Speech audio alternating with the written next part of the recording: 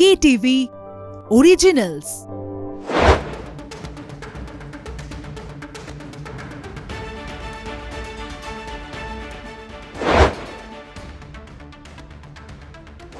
Kolkata TV অনলাইনে আপনাদের সকলকে স্বাগত। ভাস্বতী রয়েছে আপনাদের সঙ্গে। শুরু করছি আজকের স্টেডিয়াম বুলেটিন। অবশ্যই আলোচনায় যাব, তবে আমার সঙ্গে রয়েছেন আজকের আলোচনায় আমাদের assistant sports editor Joyjyoti Ghosh. Joyjyoti, আজকের আলোচনায় অনেক অনেক স্বাগত। অবশ্যই আপনারা বুঝতেই পারছেন যে আজকের যে এপিসোড, শুরুতে ইউরো কাপ ফাইনাল নিয়ে আমরা আলোচনা করব। বার্লিনে আজ ইংল্যান্ড বনাম স্পেন দ্বৈরথ মুখোমুখি হতে চলেছে এবং একটা দেশ চতুর্থবার জয়ের স্বপ্নে বিভোর এবং অন্য আরেকটা দেশ ইউরোপ সেরা হতে চাইছে।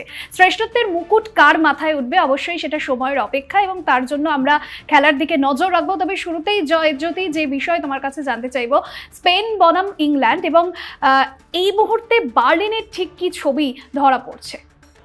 দেখো ভাস্বতী, মানে ভারতীয় সময় অনুযায়ী রাত 12:30টায় ইউরো ফাইনাল, এবং বার্লিনে ফোন করে যেটা জানা গেল যে এই মুহূর্তে বার্লিন কার, মানে ইংল্যান্ডের না স্পেনের, বোঝা খুব মুশকিল।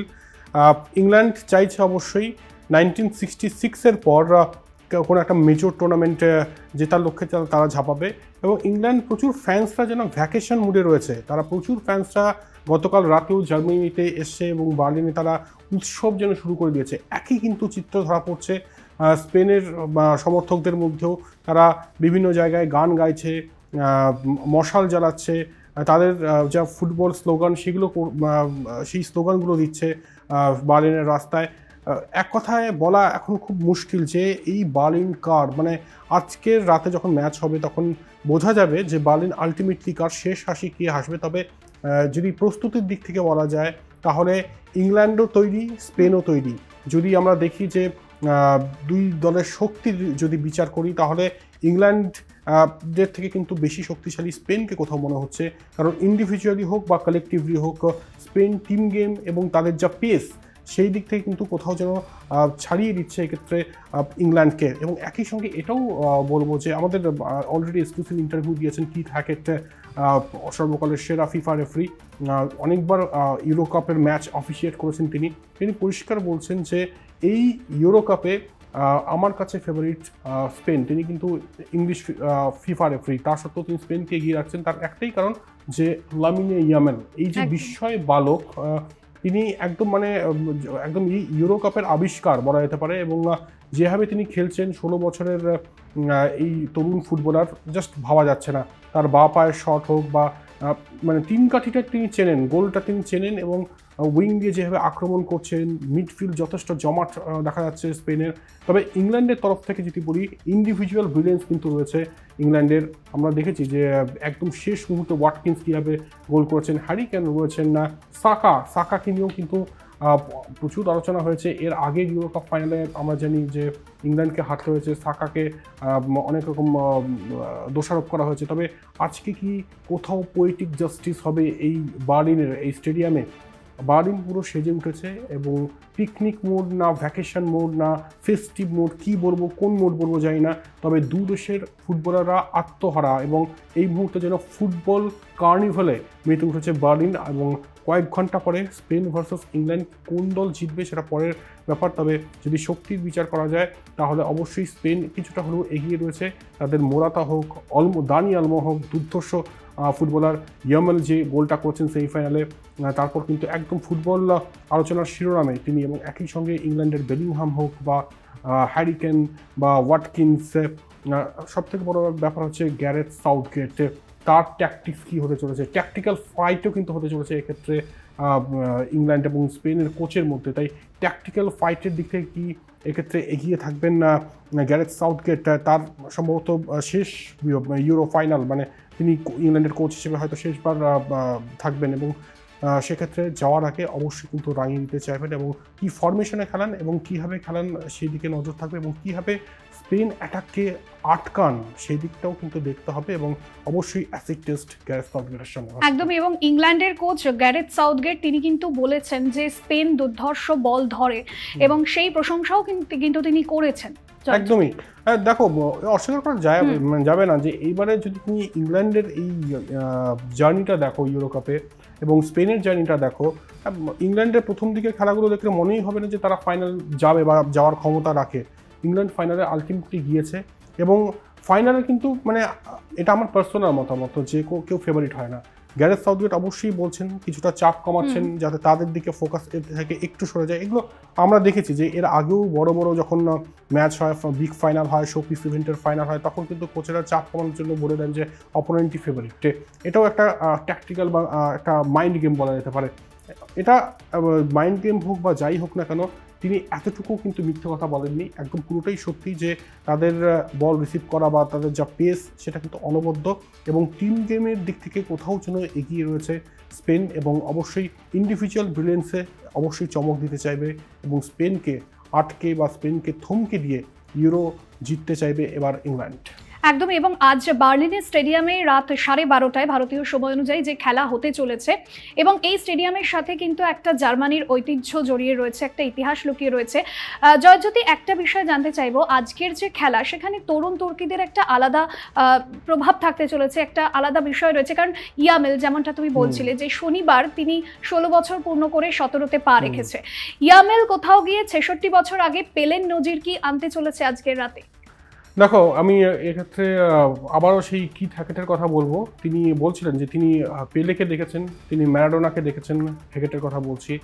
তবে ইয়ামেল যেন কোথাও অনন্য, মানে তার ছোড়া হোক, মানে তার যেভাবে তিনি ছুটে যান এবং যেভাবে তিনি বল দেন বা বলের সঙ্গে তার যে কমিউনিকেশন সেটা কিন্তু অনবদ্য এবং তিনি পেলের রেকর্ড ভাঙবেন কি ভাঙবেন না সেটা পরের বিষয়।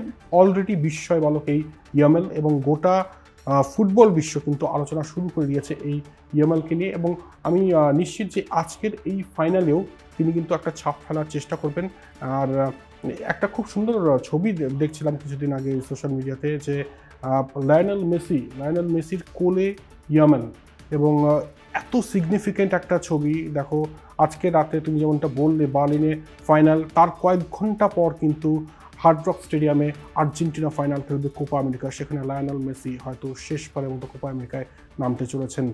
তাই কোথাও যেন মানে এটা অদৃষ্টের বরদান কিনা জানি না, কোথাও যেন এক হয়ে যাচ্ছেন লায়নেল মেসি এবং ইয়ামেল। মানে তোমার শুরু আমার সারা, মানে একজনের অভ্যুত্থান, মানে একজনের অভিষেক হচ্ছে বলা যেতে পারে এবং অপরজন বিদায় নিতে চলেছেন। ঠিক ওই চিত্রটা মনে পড়ছে যখন লায়নেল মেসির কোণে সেই বিস্ময় বালক, আজকের এই বিস্ময় বালক লামিনে ইয়ামেল। ইউরো কাপের আপডেট তো আপনাদের দিলাম, অবশ্যই আজ বার্লিনের খেলার দিকে আমরা সকলেই নজর রাখবো, আপডেটও দেব। তবে এবার একটু আসি কোপা আমেরিকার খবরে। আগামীকাল ভোর 5:30 ভারতীয় সময় অনুযায়ী কোপা আমেরিকার যে খেলার সময় এবং 2021-এর পর 2024-এ আবার পরপর মহাদেশীয় যে প্রতিযোগিতায় সেখানে আসতে চলেছে আর্জেন্টিনা এবং আর্জেন্টিনা বনাম কলম্বিয়ার যে ম্যাচ, সেই ম্যাচের আগে মেসি বার্তা দিয়েছেন। লিওনেল মেসির যে বার্তা, একেবারে জয়জ্যোতির মুখ থেকে শুনেন। একেবারে লায়নেল মেসি তিনি যে বার্তাটা দিয়েছেন যে ডি মারিয়া তার শেষ ম্যাচ খেলছেন এবং তিনি বলছেন যে ডি মারিয়ার জন্য আমরা এই কোপা আমেরিকা জিততে চাই। ডি মারিয়ার সঙ্গে খেলাটা আমার কাছে একদম মানে আমার কাছে ব্লেসিং স্বরূপ এবং দুর্ধর্ষ ফুটবলার ছিলেন এবং আমাদের মধ্যে বোঝাপড়া অত্যন্ত ভালো। এত বছর ধরে তিনি এত কিছু দিয়েছেন আর্জেন্টিনাকে, আজ যাওয়ার বেলায় আমাদের দেওয়ার পালা। আমার এই সতীর্থ ডি মারিয়ার জন্য এই কোপা আমেরিকা জিততে চাই। আর অবশ্যই বলার সময় তিনি কিছুটা আবেগ বিহল এবং দেখা যাক আজকে সেই হার্ড রক স্টেডিয়ামে মেসিয়ানায় জ্যোৎস্না রাত হয় নাকি ডি মারিয়ায় জ্যোৎস্না রাত হয়। তবে আর্জেন্টিনা নীল সাদা জার্সিটা সব জায়গায় দেখা যাচ্ছে, কলকাতার সব জায়গায় দেখা যাচ্ছে, সেটা দুর্গানগর হোক, বেলঘরিয়া হোক, যে কোনো জায়গা হোক, সেক্টর 5 হোক, সল্টলেক হোক, কারণ আর্জেন্টিনার জন্য জয়গান চলছে। তবে আরেকটা যে দল, মানে যাদের বিরুদ্ধে আর্জেন্টিনা নামবে কখনোই কিন্তু তাদেরকে হালকাভাবে নেওয়ার কিচ্ছু নেই, কলম্বিয়া এবং টানা তারা কিন্তু অপরাজিত। বেশ কিছু ম্যাচ, 28টি ম্যাচ, আমি যদি ভুল না হই, টানা 28টি ম্যাচ কিন্তু অপরাজিত রয়েছে। তাই এই কলম্বিয়া কিন্তু ভয়ঙ্কর কলম্বিয়া এবং অবশ্যই কলম্বিয়াকে আটকাতে হবে। কলম্বিয়া কিন্তু অ্যাটাকিং ফুটবল খেলবে। কলম্বিয়া ড্রেসিং রুম সূত্রে যে খবর, কলম্বিয়া থিঙ্ক ট্যাঙ্ক সূত্রে যেটা খবর, সেটা হচ্ছে অ্যাটাকিং ফুটবল তারা খেলতে চাইবে এবং একই সঙ্গে তারা কিন্তু আর্জেন্টিনাকে হারিয়ে অবশ্যই চমক দিতে চাইবে এবং যদি হারায় তাহলে অবাক হওয়ার কিছু থাকবে না, কারণ না তারা ভালো খেলছে এবং যে দল 28টি ম্যাচ টানা 28টি ম্যাচ অপরাজিত রয়েছে তারা কিন্তু চমক দিতে পারে। তবে ওই আর্জেন্টিনা মানে একটা আবেগ, আর্জেন্টিনা মানে লায়নেল মেসি, আর্জেন্টিনা মানে ডি মারিয়া, এই কোথাও যেন আবেগটা রয়েছে আর্জেন্টিনার জন্য, এবং টিম গেমে বিশ্বাসী আর্জেন্টিনা অবশ্যই এখানে ভালো ফুটবল খেলার চেষ্টা করবে। আর গোলটা কে করবে এটা দেখার, আর যেভাবেই হোক না কেন ডি মারিয়ার জন্য এই ম্যাচ কিন্তু উৎসর্গ করতে চাইছেন তারই সতীর্থ লায়নেল মেসি। বহু বছর ধরে তারা খেলছেন একসঙ্গে, আর যাওয়ার বেলায় অবশ্যই এটা বলা যেতে পারে যে ফেয়ারওয়েল দিতে চাইছে ডি মারিয়াকে অ্যালান টেন। একদমই, এবং কোপা আমেরিকার ফলাফল কি হয় এবং খেলা কতটা জমে ওঠে অবশ্যই তার জন্য আমাদের নজর রাখতে হবে আগামীকাল। এবার একটু আলোচনায় আসবো, তবে তার আগে আইসেনহাওয়ার পার্ক থেকে আমাদের কলকাতা টিভির যুগ্ম সম্পাদক গৌতম ভট্টাচার্য প্রতিবেদন তুলে ধরেছেন, দেখুন। আইসেনহাওয়ার পার্ক বললে যে কোনো নর্মাল ক্রিকেট লাভিং যে কোনো অডিয়েন্স আপনাকে বলে দেবে যে আইসেনহাওয়ার পার্কের মধ্যে এটা যদি একটা ঘটনা হয় তার মধ্যে একটা ভেতরের মূল ঘটনার মধ্যে আরেকটা ঘটনা লুকিয়ে আছে, আর এখন সেখানেই নিয়ে যাব আপনাদের। এটা হচ্ছে সেই নাসাউ ইন্টারন্যাশনাল ক্রিকেট স্টেডিয়াম, যেটা সারা পৃথিবীতে বলতে গেলে জগজম্প বাজিয়ে দিয়েছিল, কারণ এখানেই গত 9 জুন, খুব বেশি দিন হয়নি, 1 মাস সামান্য কিছু দিন বেশি, ভারত পাকিস্তানের খেলা হয়েছিল। আর দেখুন মাঠটার আজকে কি অবস্থা। এই যে সমস্ত অস্থায়ী যেসব স্ট্রাকচারগুলো করা হয়েছিল, এই সমস্ত স্ট্রাকচার এখন ভেঙে ফেলা হচ্ছে। এখানে সর্বত্র রোলার এবং নিরাপত্তারক্ষী ভেতরে ঢোকা যাচ্ছে না। সর্বত্র মাঠের চারপাশে এখন কমপ্লিটলি যে জিনিসটা তৈরি করা হয়েছিল, বলা হয়েছিল ময়দানবের যোগ্য, এখন সেটাকে ভেঙে ফেলার পালা। কেন ভেঙে ফেলা হচ্ছে, কেন আমেরিকানরা হঠাৎ করে এত বড় স্টেডিয়াম তৈরি করে ভেঙে ফেললো, তার কোনো সদুত্তর নেই। কিন্তু যে ড্রপ ইন পিচ ভেতরে ছিল, সেই ড্রপ ইন পিচকে কিন্তু সরিয়ে দেওয়া হয়েছে। অর্থাৎ যে ড্রপ ইন পিচ বিরাট কোহলিকে এই মাঠে ডাবল ফিগারে পৌঁছতে দেয়নি, সেই ড্রপ ইন পিচ কিন্তু আজকে আর নেই। আর দেখুন এই এরিয়াটা, এর মধ্যে কোথাও কিন্তু ক্রিকেটের কোনো নামগন্ধ নেই। একটা বিশাল পার্ক যেখানে একটু দূরে কেউ গলফ খেলছে, কেউ দৌড়চ্ছে, নর্মাল জীবন বয়ে যাচ্ছে। কে বলবে আর কিছুদিন বাদে যখন পুরো স্ট্রাকচারটা নামিয়ে দেওয়া হবে যে এর মধ্যে একটা ক্রিকেট স্টেডিয়াম, মহাযুদ্ধ এবং এত কোটি কোটি মানুষের ইমোশন জড়িত ছিল খুব বেশি দিন নয় তার আগে। আর সেই ড্রপ ইন উইকেট, আমার বলা যাক সেই ড্রপ ইন উইকেট যা এত বিভৎস সব দৃশ্য আমদানি করেছে, কোথাও লাফিয়েছে, কোথাও গড়িয়েছে, সেই অস্ট্রেলিয়া থেকে আসা উইকেটটা সেটাও সরিয়ে ফেলা হয়েছে। তার মানে এই মাঠটাকে ভবিষ্যতে মনে হচ্ছে ওই আইসেনহাওয়ার পার্কের সঙ্গে যোগ করে দেওয়া হবে, এবং তখন হয়তো কেউ জানতেও পারবে না যে এই পার্কের মধ্যে কি ছবি লুকিয়েছিল। এখানে যে এত বড় একটা ম্যাচ হয়েছিল, এখানে যে ওয়ার্ল্ড কাপের ম্যাচ হয়েছিল, এবং আইসেনহাওয়ার পার্ক এবং তার সংলগ্ন নাসাউ ইন্টারন্যাশনাল ক্রিকেট স্টেডিয়াম তাই বিশ্ব ক্রিকেটে জড়িত থাকবে, কিন্তু তার হয়ে সাক্ষ্য দেওয়ার জন্য ভবিষ্যতে এই ধরনের ভিডিও ছবিগুলোই থেকে যাবে। এবার ফুটবল থেকে একেবারে ক্রিকেটের খবরে আসছি। অংশুমান গায়কোয়াড়, অবশ্যই আপনারা জানেন, ভারতীয় প্রাক্তন ক্রিকেটার এবং ক্রিকেট কোচ। তিনি ক্যান্সার আক্রান্ত এবং দীর্ঘদিন ধরে তিনি তার চিকিৎসা চলছে, এবং সেই জায়গা থেকে বিসিসিআই তাকে আর্থিকভাবে সাহায্য করেছে। এ বিষয়ে কি আপডেট রয়েছে জয়জ্যোতি? দেখো ভাস্বতী, অংশুমান গায়কোয়াড়ের কথা বলবো। অংশুমান গায়কোয়াড় এই ইডেন গার্ডেন্সে তার ডেবিউ হয় একটা সময়, এবং তারপর ভারতীয় কোচ থাকেন। 1997 ভারতীয় দলের কোচ হন এবং সেখানে কোচিং করান, এবং তিনি অনেক দিন ধরেই কিন্তু ক্যান্সারে আক্রান্ত। আর তার বাবাও কিছুদিন আগে মারা যান, দত্তাজিরাও গায়কোয়াড়, এবং তার প্রতি কোথাও যেন সুবিচার হচ্ছে না, এবং সেটার জন্য সোচ্চার হয়েছিলেন বেশ কিছু প্রাক্তন ভারতীয় ক্রিকেটার। সন্দীপ পাটিল হোক বা দিলীপ ভেঙ্কসরকর হোক, দিলীপ ভেঙ্কসরকর গিয়ে দেখেও এসছেন তাকে। তিনি এখন এই মুহূর্তে লন্ডনের একটি হাসপাতালে অ্যাডমিটেড, এবং তার সুস্থতা চলছে। কপিল দেব নিকাঞ্জ একটা বড় স্টেটমেন্ট দিয়েছেন, এবং তারপরেই কিন্তু এই ইম্প্যাক্টটা দেখা যায়। কপিল দেব নিকাঞ্জ বলেছেন যে আমি বিসিসিআই থেকে যে পেনশনটা পাই, সেই পেনশনের টাকাটা আমি দিয়ে দিতে চাই অংশুমান গায়কোয়াড়কে। অংশুমান গায়কোয়াড়, যিনি ওয়েস্ট ইন্ডিজের বিরুদ্ধে এত হিংস্র, এত বড় বড় ফাস্ট বোলারদের বিরুদ্ধে তিনি একসময় রুখে দাঁড়িয়েছিলেন, তার সময়ে, তার খারাপ সময় আমাদের উচিত তার পাশে গিয়ে দাঁড়ানোর। এবং আমি আমার তরফ থেকে এইটা করতে পারি যে বিসিসিআইয়ের তরফ থেকে যে আমি পেনশন পাই, সেই পেনশনের টাকাটা আমি অংশুমান গায়কোয়াড়কে দিতে পারি।